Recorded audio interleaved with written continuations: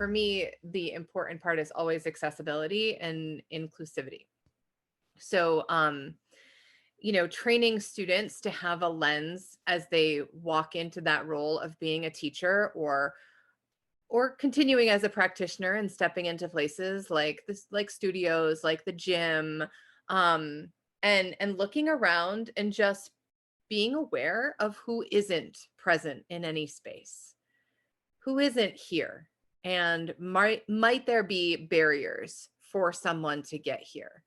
And as a teacher, personally, how can I eliminate or break down some of those barriers so that as many people as possible have access to healing practices, whether it is yoga asana movement, yoga of the mind, yoga of meditation, just learning about the lineage, learning about the self, inquiry practices.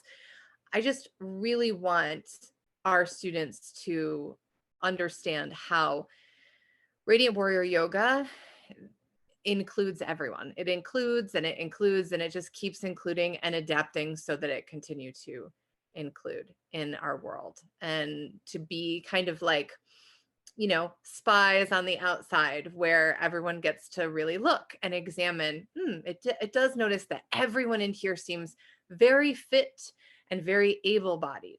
Is there an offering for people who might be brand new to yoga, or might not self-identify as being athletic or strong or flexible, which is the next thing that we hear all the time, to be flexible to do yoga. So that's what I love about it. I love that it is very inclusive, and that it holds that integrity and standard. And that when you ask questions in this program, which you will, like, is it okay if I do this pose instead of that pose? Our answers aren't going to sound like yes or no. They're going to sound like, what does it feel like when you do that pose instead of the other pose for you?